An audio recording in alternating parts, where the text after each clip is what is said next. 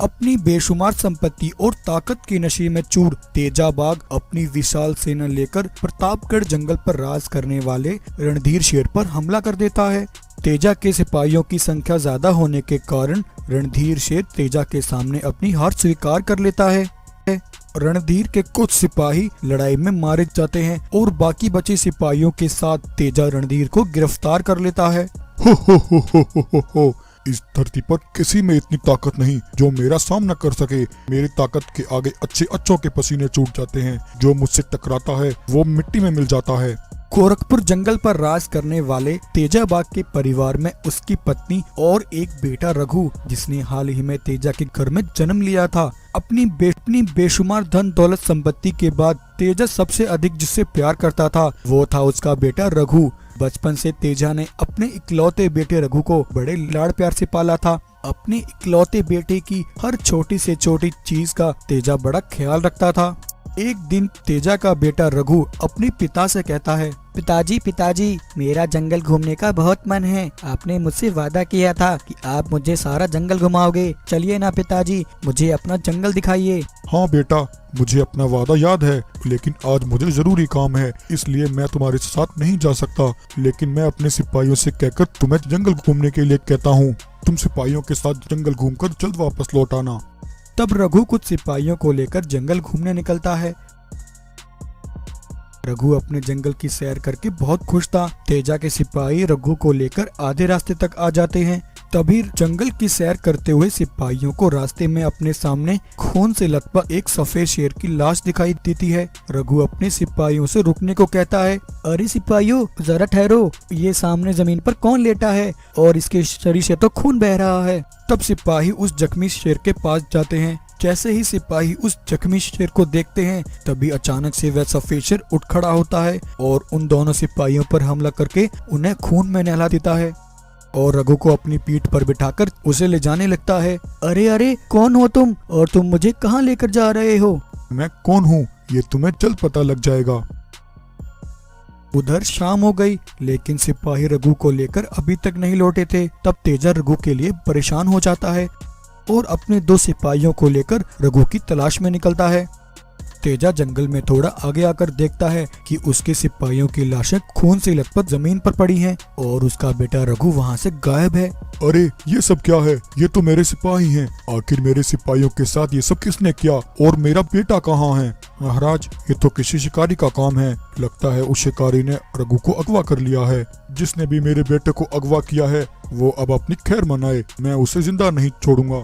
सिपाहियों, जंगल में चारों तरफ फैल जाओ, मुझे मेरा बेटा वापस चाहिए। जल्दी से मेरे बेटे को तलाश करो। अगर वो मुझे नहीं मिला तो मैं सारे जंगल को तबाह कर दूंगा। उधर वह सफेद शेर तेजा के बेटे रघु को लाकर एक गुफा में बंद कर देता है और उसकी पत्नी बाघिन के पास आता है। उस सफेद शेर को देखकर जंगल में हलचल मच जाती है। अरे काशी, ये तो काशी है। हाँ भाइयों, ये तो वही धोखेबाज है। इस धोखेबाज को तो मार दिया गया था। आखिर ये जिंदा कैसे हो गया? अरे काशी, तुम जिंदा कैसे हो गए? तुम्हें तो सालों पहले गद्दारी के जुर्म में मार दिया गया था। हाँ रीना बागिन, मैं वही बेसहारा और निर्दोष काशी हूँ जिसे सालों पहले तुम्हारे पति तेजा की पापों की सजा मिली थी। ये तुम क्या बकवास कर रहे हो? तुम्हारी हिम्मत कैसे हुई तेजा के बारे में यह सब कहने की? सच कड़वा होता है रीना बागिन। मैं आज तुम सबसे छिपा वो राज बताने आया हूँ जिसकी वजह से मेरे माथे पर गद्दारी का कलंक लगा था। सालों पहले तुम सबने मेरे बारे में जो सुना और देखा वो सब गलत था। आज मैं तुम सबको हकीकत बताकर अपने माथे पर लगा सालों पुराना गद्दारी का कलंक मिटाऊंगा। उस दिन क्या हुआ था मुझे आज भी याद है। आज से 10 वर्ष पहले की बात है। मैं और तेजा यहाँ आसपास के सभी जंगलों पर राज करने वाले राजा भानु प्रताप के यहाँ काम किया करते थे। हम दोनों बहुत अच्छे दोस्त थे। मैं और तेजा, हम दोनों ही उस समय जवान थे और हर मुश्किल से मुश्किल काम बड़ी आसानी से कर लिया करते थे। हमारी हिम्मत और साहस को देखते हुए एक दिन भानु प्रताप ने हमें अपने पास बुलाया। काशी, तेजा, अपने इस जंगल में मैं सबसे ज्यादा तुम दोनों पर भरोसा करता हूँ। तुम दोनों की हिम्मत और बहादुरी की सारा जंगल दाद देता है। इसलिए आज मैं तुम दोनों को एक बहुत बड़ा जिम्मेदारी का काम देने जा रहा हूँ। तेजा, काशी, तुम्हारे सामने ये जो संदूक रखा है, इस संदूक के अंदर बहुत कीमती सामान है। तुम्हें इस बक्से को लेकर कल शाम होने से पहले यहाँ से 300 किलोमीटर दूर सुंदरवन जंगल तक इसे पहुँचाना होगा। ध्यान रहे, ये काम थोड़ा जोखिम भरा है। इस बक्से में रखी सामान की कीमत मेरे इस जंगल से भी अधिक है। तब तेजा और काशी उस बक्से को एक बग्गी में रखकर सुंदरवन जंगल की ओर निकलते हैं। रास्ते में जाते हुए तेजा के अंदर राजा भानु प्रताप की वही बातें चल रही थी। आखिर इस बक्से में ऐसा क्या हो सकता है जिसकी कीमत भानु प्रताप ने अपने जंगल से भी अधिक बताई है? हो ना हो इस बक्से के अंदर जरूर कोई खजाना छिपा है। अगर ये खजाना मेरे हाथ लग जाए तो मैं इस जंगल में सबसे अमीर हो जाऊंगा और फिर मुझे उस भानु प्रताप की गुलामी नहीं करनी पड़ेगी।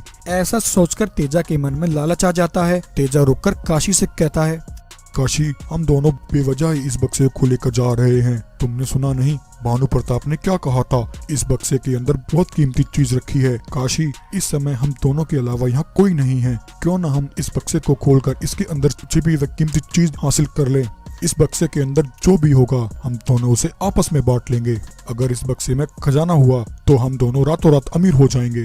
तेजा, ये तुम कैसी बातें कर रहे हो? हम ऐसा नहीं कर सकते। हमें इस बक्से को सही सलामत सुंदरवन जंगल तक पहुंचाना है। ये राजा का हुक्म है। गुलामी की जिंदगी जीने से बेहतर है हम इस बक्से को खोलकर इसके अंदर छिपा हुआ हथियार लेते हैं। नहीं काशी, मैं तो अब इस बक्से को यहाँ से कहीं लेकर नहीं जाने वाला। मैं अभी इस बक्से को खोलकर देखता हूँ। नहीं तेजा, रुक जाओ। अगर तुमने ऐसा किया तो मैं तुम्हारी शिकायत भानु प्रताप से करूंगा। हो काशी, शिकायत तो तुम तब करोगे जब तुम जिंदा रहोगे। सिपाहियों, बाहर आ जाओ। तभी झाड़ियों में छिपे तेजा के सिपाही काशी को घेर लेते हैं और काशी पर हमला करके उसे घायल कर देते हैं। तेजा के सिपाही घायल काशी को पहाड़ी से नीचे नदी में फेंक देते हैं। तेजा उस बक्से को अपने कब्जे में कर लेता है। वह उस बक्से को खोल देता है। उस बक्से के अंदर एक चमचमाती मणि रखी थी। तेजा उस मणि को देखकर खुशी से पागल हो जाता है। तेजा उस मणि को छिपाकर अपने सिपाहियों के साथ भानु प्रताप के पास आता है और भानु प्रताप को एक झूठी कहानी बताता है कि उसके दिए बक्से को लालच में आकर काशी चुराकर भाग गया है। नहीं, मुझे अपने कानों पर विश्वास नहीं होता। काशी ऐसा कैसे कर सकता है? अगर उसने वाकई में ऐसा किया है तो उसने मेरे साथ गद्दारी की है। उस गद्दार को इसकी सजा जरूर मिलेगी। तब इस तरह उस दिन मेरे माथे पर गद्दारी का कलंक लगा, लेकिन आज मैं अपनी गुनाही सबके सामने साबित करके रहूंगा और इसके लिए रीना बागिन, मैंने तुम्हारे इकलौते बेटे को भी अगवा किया है। काशी, हमें तुम्हारी सारी सच्चाई पता चल चुकी है। तुम निर्दोष हो, लेकिन भगवान के लिए मेरे मासूम बच्चे को छोड़ दो। उसने तुम्हारा क्या बिगाड़ा है? तेजा भानु प्रताप के सामने आकर जब तक अपने गुनाहों को कबूल नहीं कर लेता तब तक तुम्हारा बेटा मेरे कब्जे में रहेगा। अगर वो यहाँ आए तो तुम उसे कह देना, अगर उसे अपना बेटा जिंदा वापस चाहिए तो भानु प्रताप के पास आकर उसके सामने अपने गुनाहों को कबूल करे। तेजा जब हताश और निराश होकर अपनी पत्नी के पास लौटता है तब रीना बागिन तेजा को सारी बात बताती है कि उसका दोस्त काशी जिंदा है और उसी ने उसके बेटे रघु को अगवा किया है। ये सुनकर तेजा के होश उड़ जाते हैं। उधर काशी भानु प्रताप की जंगल जाकर उसे सारी कहानी बताता है कि वो बिल्कुल बेकसूर है और उस दिन उस बक्से को चुराने वाला काशी नहीं बल्कि तेजा था। काशी, तुम्हारे पास इस बात का क्या सबूत है कि वो बक्सा तेजा ने ही चुराया था? तभी इतने में तेजा वहाँ पहुँचता है। महाराज, मुझे माफ कर दीजिए। काशी बिल्कुल सही कह रहा है। काशी बेकसूर है। आपके साथ गद्दारी मैंने की है। उस दिन उस बक्से को लालच में आकर मैंने चुराया था। मैंने अपने सिपाहियों के साथ काशी पर हमला करके उस दिन उसे नदी में फेंकवा दिया था और आपके पास आकर काशी के बारे में जो भी सब कहा था वो सब झूठ था। काशी, मैं अपना गुनाह कबूल करता हूँ, लेकिन तुम भगवान के लिए मेरे बेटे को छोड़ दो। तब काशी तेजा के बेटे रघु को आजाद कर देता है।